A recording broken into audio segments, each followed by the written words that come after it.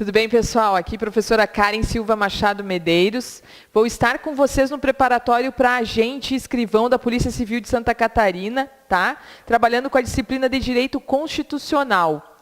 Então, nesse momento, eu vou passar para vocês qual o conteúdo programático da nossa disciplina nesse concurso. Lembrando que Direito Constitucional não tem, a matéria não é tão extensa e cai em 10 questões. Então, atenção para a nossa disciplina, vamos buscar gabaritar Direito Constitucional nesse concurso que vem aí, tá? Logo, logo. Então, pessoal, aqui professora Karen, vamos nesse momento abordar o tópico de Direito Constitucional que trata dos direitos e garantias fundamentais. Basicamente, artigo 5º, ok? Nós vamos ver também os remédios, né, que também são direitos e garantias fundamentais, estão dentro do título 2, mas numa outra aula. Nesse momento, a gente vai ver, então, do inciso 1 ao inciso 57 do artigo 5º. Para isso, a gente precisa entender alguns conceitos introdutórios acerca dos direitos fundamentais. Por isso que eu separei dessa maneira aqui a nossa aula. Vamos ver a estrutura da Constituição, para a gente ver onde que se localizam os direitos e garantias fundamentais. Vamos ver, né, quais são esses direitos e garantias fundamentais, quais são as suas características. Vamos ver as dimensões dos direitos fundamentais. Vamos ver a diferença entre direitos e garantias. E vamos ver, então, os incisos do artigo 5º, ok? Bom, então vejam aí a estrutura da Constituição Federal. Ela tem 3 partes, sendo que temos o preâmbulo, temos o corpo dogmático, que tem 9 títulos, e temos o ADCT, tá? Então, o ADCT faz parte da Constituição também, mas ele faz a transição entre a Constituição de 67 e a de 88. Muito bem, aqui eu fiz um outro slide, só para ilustrar melhor isso aí que a gente acabou de falar, né? Nossa Constituição de 1988, ela é formada por um preâmbulo, pelo corpo dogmático, que tem 250 artigos, e também pelo ADCT, ok? Bom, vejam aí, ó, como que se dá o índice, né, da Constituição, então. Nós temos, ó, 9 títulos, tá? E aqui o ADCT. Vamos estudar nessa aula de hoje o título 2, que trata dos direitos e garantias fundamentais, tá? Bom, então vamos ver alguns aspectos introdutórios dos direitos fundamentais. Primeiro, gente, vamos falar sobre as dimensões de direitos humanos, ou dos direitos fundamentais. E o que são direitos humanos e o que são direitos fundamentais? Bom, venham para cá no quadro comigo para vocês verem. A gente tem a dignidade da pessoa humana,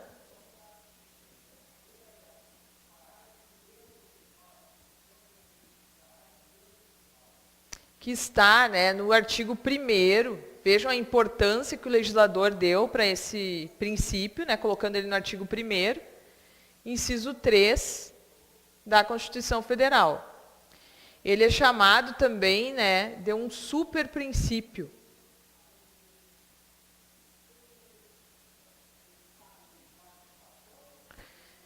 Pessoal, da dignidade da pessoa humana surgem, então, a gente tem, né, os direitos humanos e os direitos fundamentais.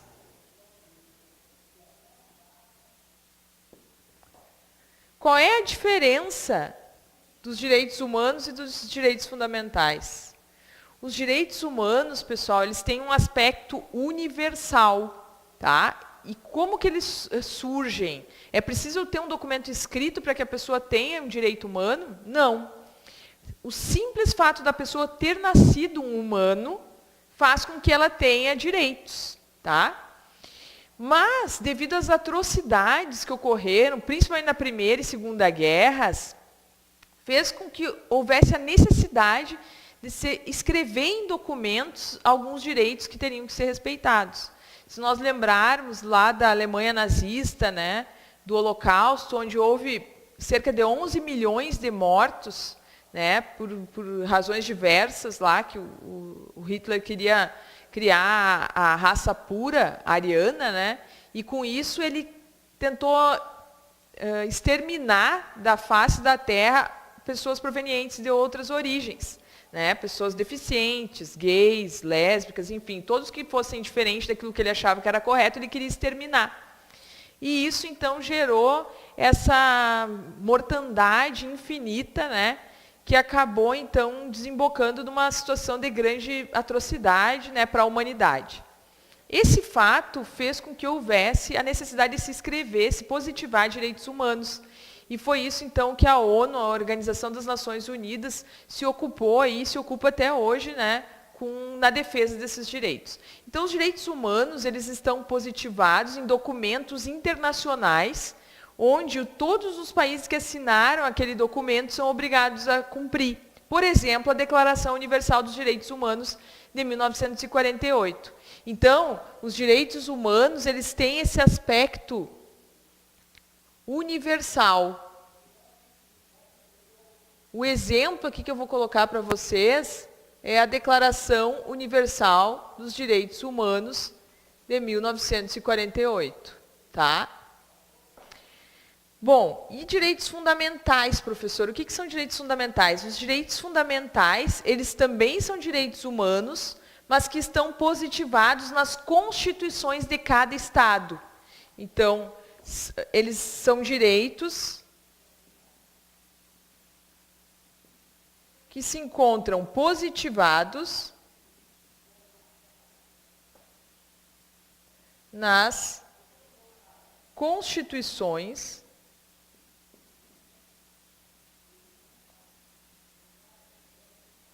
de cada Estado.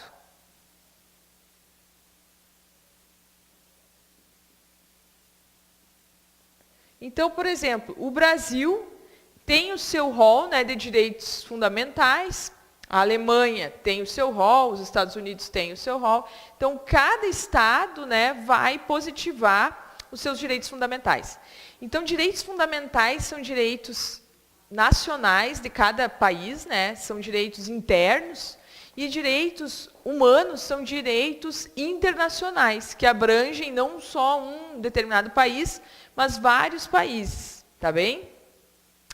Bom, quando que surgem esses direitos humanos? Eles surgem de uma hora para outra? Não, eles vão surgindo ao longo do tempo. No transcorrer da história, eles vão surgindo. Então, eu coloquei aqui acompanha aqui no slide, ó, os direitos de primeira dimensão. A gente tem primeira, segunda, terceira dimensão, e alguns autores falam em quarta e quinta dimensões também, tá? Mas no que tange a quarta e quinta dimensão, não há um consenso entre a doutrina, por isso que eu deixei só até a terceira. Mas depois eu vou comentar com você sobre a quarta e quinta dimensão também. Quando a gente pensar em primeira, segunda e terceira, vocês podem relacionar com o lema da Revolução Francesa, liberté, égalité e fraternité, certo? Então, primeira dimensão, liberdade, segunda, igualdade e terceira, fraternidade. Isso vai ajudar vocês na hora de responder questões. Muito bem. Surge, então, e vejam, alguns autores falam em geração e outros em dimensão. Os que preferem falar em dimensão, eles preferem desse modo porque eles dizem que a geração da ideia de estancamento, ou seja, surgem os direitos de primeira dimensão, depois vem os de segunda, e aí não teria mais os de primeira. Então, alguns autores ponderam que o termo geração daria essa ideia de estancamento. Então, a doutrina moderna prefere falar em dimensões, tá? Então, por quê, gente? Porque eles coexistem, eles transcendem. Surgem os direitos de primeira dimensão, depois surgem os de segunda e permanecem os de primeira, depois surgem os de terceira e permanecem os direitos de primeira e segunda dimensão, juntamente com os de terceira dimensão. Mas para a prova de vocês, o que vocês precisam saber? Direitos humanos de primeira dimensão estão relacionados às liberdades. Então, é um não fazer do Estado, um absenteísmo estatal, é uma prestação negativa do Estado. Tudo isso pode aparecer na prova de vocês, tá? Ó, então, a referência que é o marco histórico é a Constituição dos Estados Unidos de 1787. E também pode aparecer na prova de vocês como perguntando, são direitos econômicos, são direitos culturais, direito ao meio ambiente, o direito civil? Então, direitos de primeira dimensão são os direitos civis e políticos, tá? Por quê? porque a gente passa de um Estado absolutista, né, com um monarca, e passa para um Estado liberal, e depois a gente evolui para um Estado social.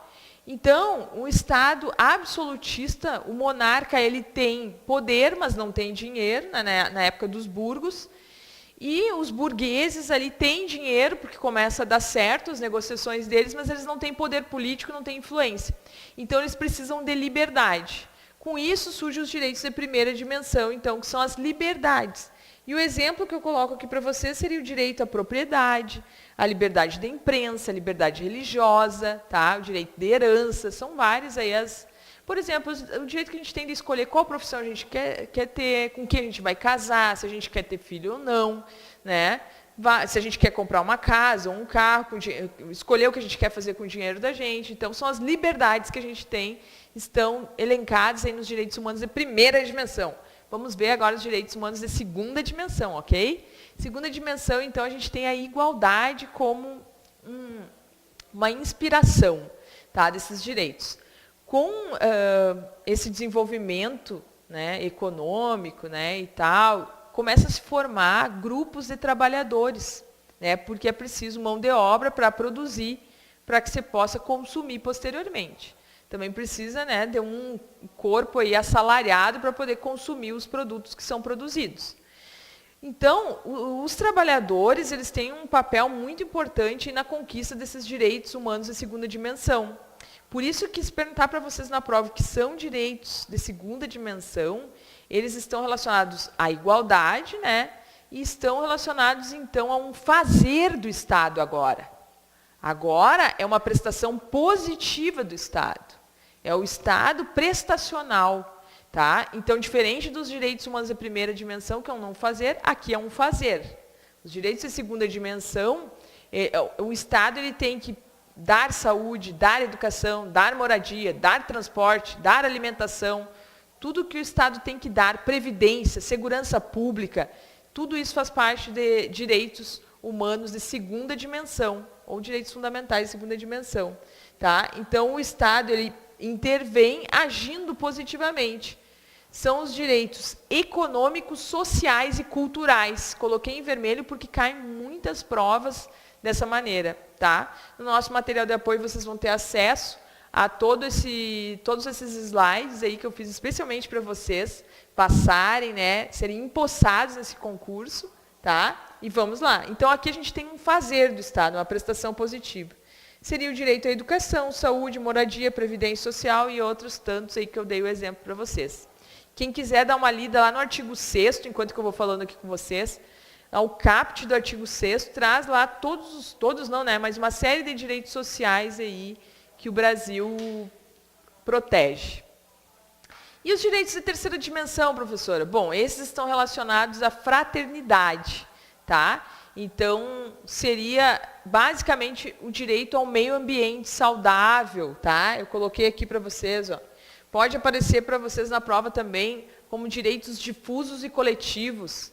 Quem puder, abre o Vadmecum, pega o artigo 81 do CDC, do Código de Defesa do Consumidor, que ele vai explicar lá o que são direitos difusos, coletivos e individuais homogêneos. Então, aqui a gente tem a atuação muito forte do Ministério Público, né, protegendo os interesses da sociedade. Direitos difusos seria, por exemplo, quando tu não consegue identificar o destinatário final lá, pensem numa fábrica emitindo poluentes que vai prejudicar os transeuntes, os moradores de um determinado bairro, os trabalhadores. Então, esses são direitos difusos. Os direitos coletivos são aqueles direitos que afetam uma categoria, por exemplo, os professores, os policiais, os agentes penitenciários, os motoristas de ônibus. Então, esses são direitos coletivos. Então, tudo isso aí está relacionado, então, com os direitos de terceira dimensão. E a referência que a gente faz aqui é da Europa, né, após a Segunda Guerra Mundial, em 1945. Tá? Aqui eu não tinha falado para vocês, o da segunda dimensão é a Constituição Mexicana e a Constituição de Weimar, de 1917 e 1919, respectivamente.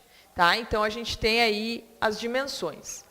No que tange a quarta dimensão, gente, a gente tem aqueles direitos relacionados à a genética, modificações genéticas, por exemplo, uso de células-tronco, o que mais?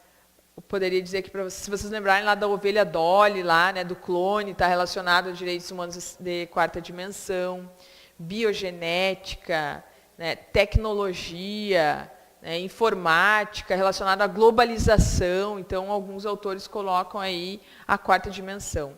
E quinta dimensão está relacionada ao direito à paz, tá? Isso devido lá àquele ataque às Torres Gêmeas nos Estados Unidos, se vocês estão lembrados, no dia 11 de setembro de 2001, né, gente? Então, ali surge, então, é um marco histórico para os direitos humanos de quinta dimensão, que é o direito à paz, tão necessário.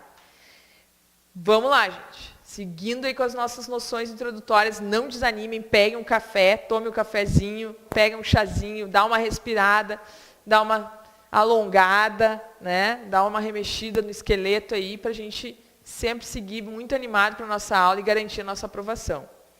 Bom, o que são direitos e garantias? Qual é a diferença? Agora mesmo uma aluna veio me perguntar ali uma questão, caiu exatamente esse slide aqui.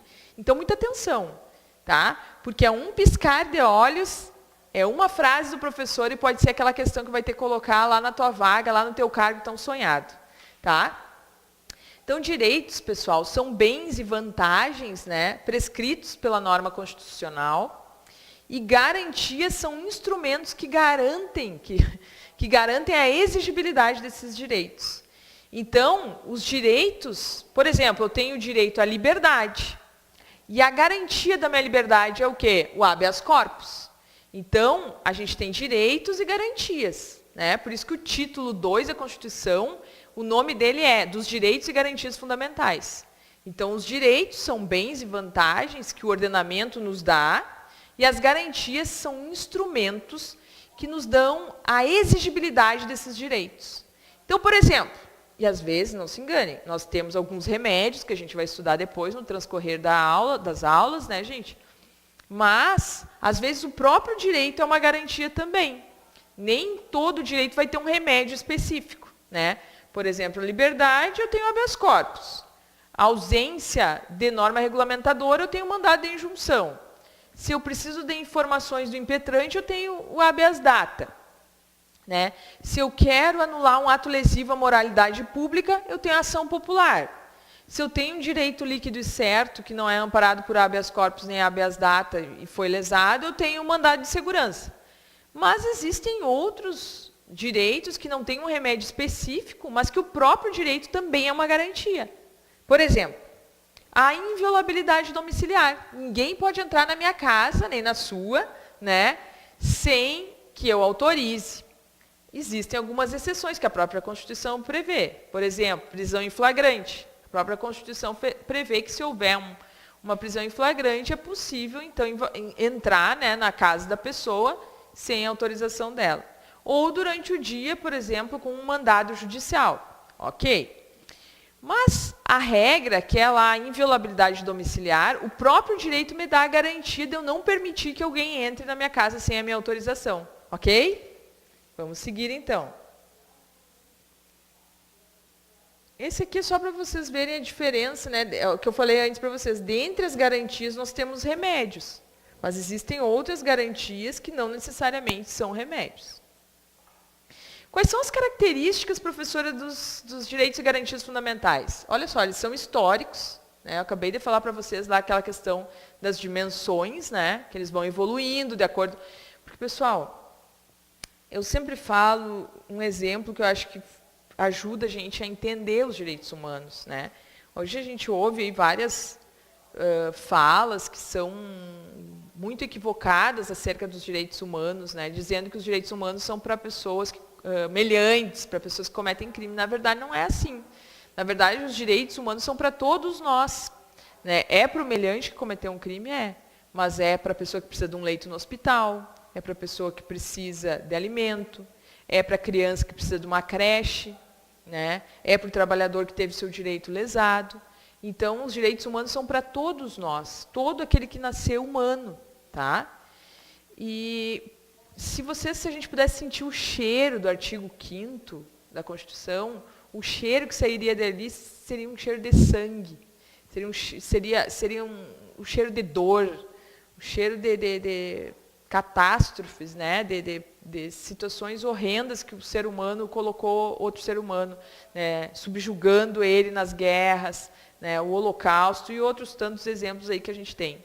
Então, cada direito que a gente tem conquistado hoje na legislação, com certeza foi porque algum fato histórico aconteceu e deu ensejo para aquele direito.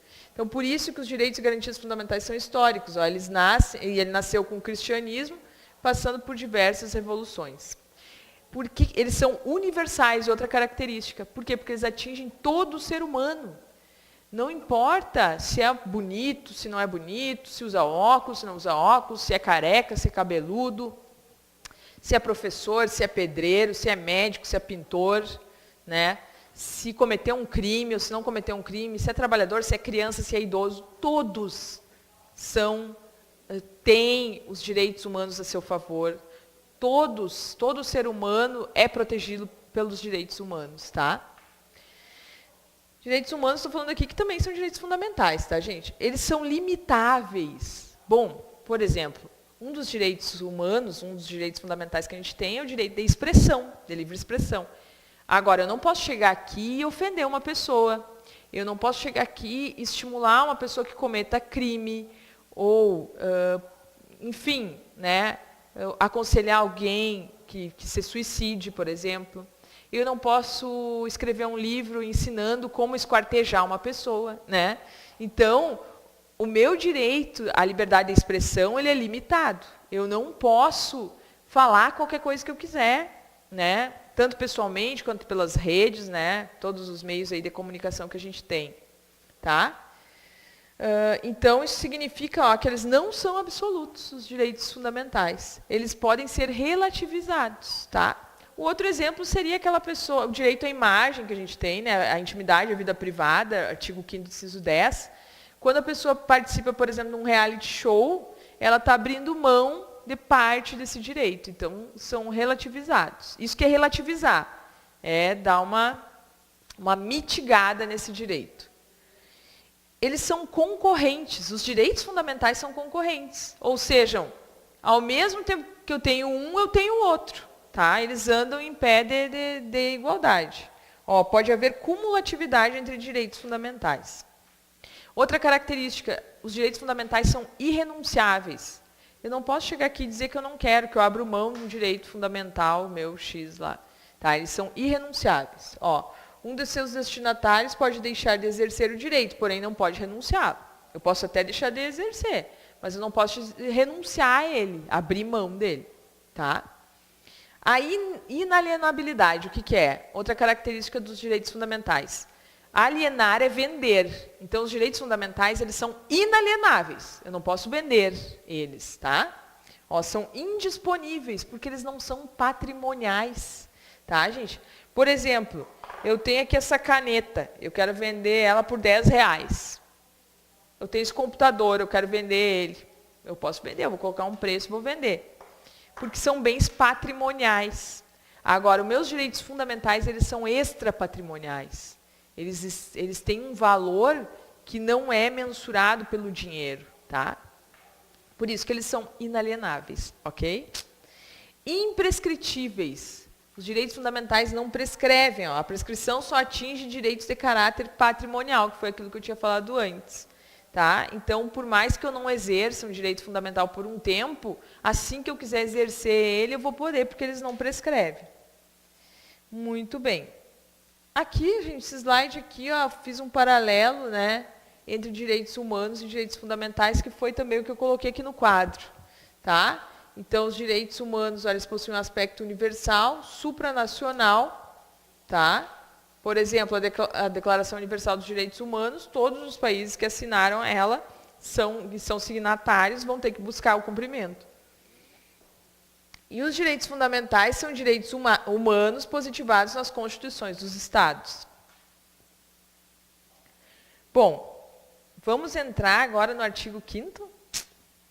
Então, está na hora, novamente, de dar aquela espichada, né, gente? De dar aquele descanso aí para a coluna, alongar a mão, alongar a outra estica, toma um gole de água, um gole de café, dá uma respirada e vamos lá, tá? Que tem que ter muita motivação e disciplina.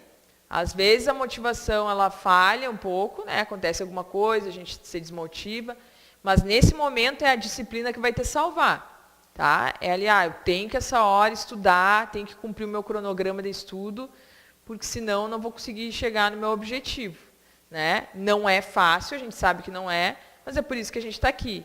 Para juntos fica mais fácil da gente conquistar o nosso objetivo, que é a aprovação, a nomeação e a posse nesse concurso público que tu espera aí, tá? Então, o caput do artigo 5º. O caput é a cabeça do artigo, né, gente? Então, todos são iguais perante a lei, sem distinção de qualquer natureza, garantindo-se aos brasileiros e aos estrangeiros residentes no país a inviolabilidade do direito à vida, liberdade, igualdade, segurança e propriedade. Então, já vi alguns concursos, algumas provas virem pedindo quais os direitos previstos no caput do artigo 5º. Então, esse é o momento de vocês lembrarem. Primeira coisa é vida, depois é viver com liberdade, depois é viver com igualdade, depois com segurança e propriedade, né? O Brasil aí é um país capitalista, né, gente? Uma alta influência dos Estados Unidos, né? Então, para nós aqui, a propriedade, com certeza, é um direito fundamental. E vejam que está lá já no caput do artigo 5º, artigo tão importante, né, que a gente tem na Constituição. O artigo 5º, ele é um rol, ele possui um rol de 78 incisos, tá? A gente chama de um catálogo de direitos fundamentais. Então, o artigo 5º, ele traz uma série de direitos fundamentais que a gente tem. Por exemplo, o direito à herança, o direito à associação, o direito à inviolabilidade domiciliar, o direito ao mandado de segurança, o direito ao habeas corpus, uma série de direitos aí a gente tem. Agora, pode aparecer para vocês uma prova assim, o rol do artigo 5º é exemplificativo, certo ou errado? Certo. A gente tem 78 incisos ali, é um artigo bastante longo, né? Mas existem outros direitos fundamentais fora do artigo 5º. Exemplo, artigo 225, que trata do meio ambiente. Então, não está no artigo 5º, mas também é um direito fundamental, o meio ambiente, certo? Tem outros vários exemplos aí. Então, o rol do artigo 5º é um rol exemplificativo, não é um rol taxativo, tá, de direitos fundamentais. Outra observação, aqui no caput fala, todos esses 78 incisos são direitos dos brasileiros e dos estrangeiros residentes no país. Mas o STF, ele já se posicionou dizendo que não são direitos só dos estrangeiros residentes no país, mas de qualquer estrangeiro que esteja no país. Claro que nem todos os 78 incisos lá do artigo 5º. Mas, por exemplo, vamos supor que tem a Copa do Mundo aqui no Brasil, veio um espanhol para cá e foi preso. Ele pode usar o habeas corpus? Sim, ele pode usar. Agora, por outro lado, ele não vai poder usar a ação popular. Por quê? Porque para ajuizar uma ação popular, depois a gente vai ver com calma, tem que ter o título de eleitor, tá? Bom, a gente falou ali em igualdade, né, gente? Então, a gente precisa saber diferenciar o que é igualdade formal e o que é igualdade material. Então, igualdade formal é igualdade perante a lei. E a igualdade material, que também é baseada na dignidade da pessoa humana, ela é uma igualdade que vai além da igualdade formal. Ela se refere a tratar igualmente os iguais e desigualmente os desiguais na medida da sua desigualdade. Então, por exemplo, por que eu tenho lá uma lei que prevê cotas no mercado de trabalho para deficientes? A empresa lá que tem 500 funcionários tem que ter um percentual X ocupado por deficientes físicos. Por quê, gente? É baseado na igualdade material. Porque simplesmente, se não vier uma lei impor isso, essa pessoa que tem deficiência, provavelmente ela vai ficar excluída. Ela não vai poder conseguir um trabalho e vai ter dificuldade de se manter. Então, a igualdade material, ela vem baseada na dignidade da pessoa humana para que realmente se faça justiça. Então, aqui, né, quando a gente fala de igualdade material, a gente fala em discriminação positiva. Então, assim, eu não posso discriminar uma pessoa para rebaixar ela, ou para reduzir ela, ou para humilhá-la, ou para marginalizá-la. mas eu posso discriminar uma pessoa para proteger ela. Então, como se verifica lá que o deficiente está excluído, vem a lei e protege ele para que ele possa, para que esse desequilíbrio natural possa, né, dar uma contrabalanceada e ele possa ficar equiparado. Tá, gente? Poderia usar outros exemplos aqui. As cotas raciais nas universidades federais, é baseada na igualdade material. A própria legislação, se vocês pensarem aí do CDC, né, que protege o hipossuficiente, né, gente, também é baseada na igualdade material, né, a discriminação positiva das pessoas, tá bem?